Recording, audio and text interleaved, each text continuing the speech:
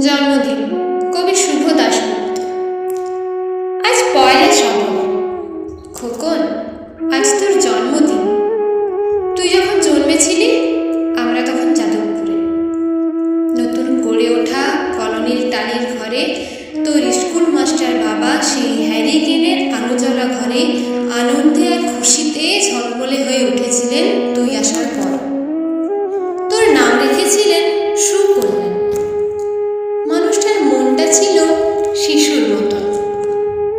অভাবে অনটনে বেঁচে থাকার নানা দুর্বিপাকেও ভেঙে পড়তেন না কখনো। সকলের ভালো চাইতেন মন থেকে। বলতেন, দেখো, একদিন এই দেশের মানুষ ঠিক খুঁজে পাবে মুক্তির পথ। শোষণ থেকে মুক্তি, দারিদ্র্য থেকে মুক্তি, অশিক্ষা থেকে মুক্তি। আজ পয়লা শ্রাবণ। খোকন, আজ তোর জন্মদিন। ছোটবেলায় তোর মনে আছে আমাদের ভাঙা মেঝেতে বাক্স থেকে বার করা মেজমাসির হাতের তৈরি আসনটা পেতে দিতাম। সামনে রাখতাম ঠাকুরের আসনের প্রদীপখানা। তুই বসতিস বাবু হয়ে চুক্তি করে। তোকে আমরা একে একে ধান দুব্য মাথায় নিয়ে আশীর্বাদ করতাম। বাবা বলতেন, বড় হও, মানুষ হও। তোর বাবার সেই বন্ধু ঘোষ কাকা, তিনি বলতেন, বেঁচে বর্তে থাক। তুই জিজ্ঞেস করতিস, মা, বর্তে মানে কি মা? আমি শুধু তোর মাথায় ধান দুব্যই দিতাম, বলতাম না কিছুই। শুধু মনে মনে বলতাম, ঠাকুর আমার খোকনকে মস্ত বড় মানুষ করে তোলো।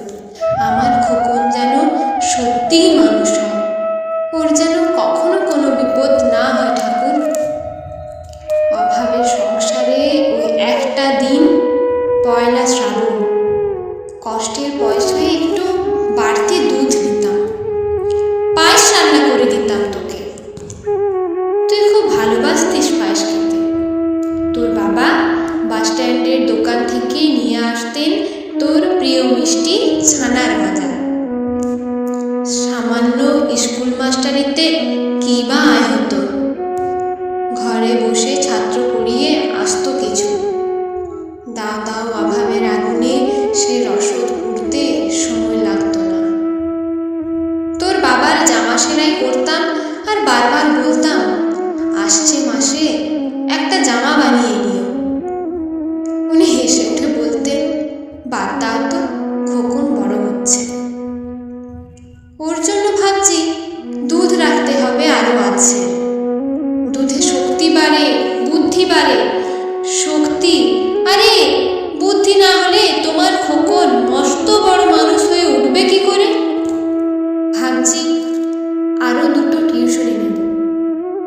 ছাত্র পড়িয়ে পড়িয়ে মানুষটা দিনের শেষে ক্লান্ত হয়ে যেতেন। বারান্দার ধার ঘেঁষে যখন রাতের অন্ধকারে জোনাকির ব্যস্ততা আর ঘরে তোর পড়া মুখস্থ করার একটানা সুর আমাদের কলোনির ভাঙাচোরা বাড়িটাকে জীবন্ত করে রাখত। তখন বলতেন আমায়, খাওয়া দাওয়া একটু করো, তোমার চেহারাটা বড় ভেঙে পড়ছে দিন দিন। শাড়িটাও তো দেখছি বেশ ছিঁড়েছে। কালই আমি ফেরার পথে একটা শাড়ি নিয়ে আসবো, ধারেই আনবো। আমি বলতাম, ধুর, সামনে খোকনের উচ্চ ক্লাস, কত বইপত্র কিনতে হবে, কত খরচ। উনি দীর্ঘশ্বাস ফেলে চুপ করে যেতেন। জোনাকিরা নিঃশব্দ অদৃশ্য আলোর আলপনা আঁকত উঠোনের আগাছার ঝোপে। আবহ সঙ্গীতের মতো তুই ভেতরে বসে বসে পড়া মুখস্থ করতিস, ইতিহাস, ভূগোল, গ্রামার। ঈশ্বর আমাদের নিরাশ করেননি। তুই কত বড় হলি, সব পরীক্ষায় কত ভালো ফল হলো তোর। বাবা বললেন, আরো পড়ো, উচ্চ শিক্ষায় উচ্চ সম্মানের একমাত্র পথ। তুই আরো পড়লি। তারপর তোর চাকরি হলো কত বড় অফিসে। মনে আছে খোকা, প্রথম মাসের মাইনে হাতে পেয়ে তুই কত কি কিনে এনেছিলি? তখন তো আমরা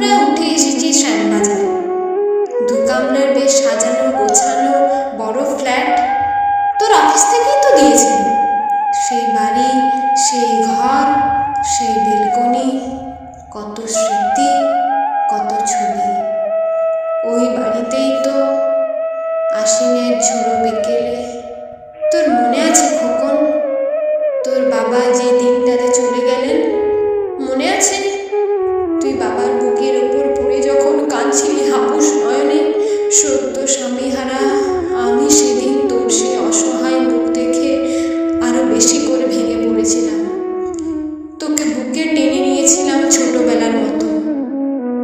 বলেছিলাম, কাঁদিস না খোকা, আমি তো আছি। আজ পয়লা শ্রাবণ, কলকাতা থেকে অনেক দূরে মফস্বলের এই বৃদ্ধাশ্রমে আমি একেবারে একা খোকন। তোকে বড় দেখতে ইচ্ছে করছে রে, তোকে, বৌমাকে আর ছোট্ট বিল্টুকে।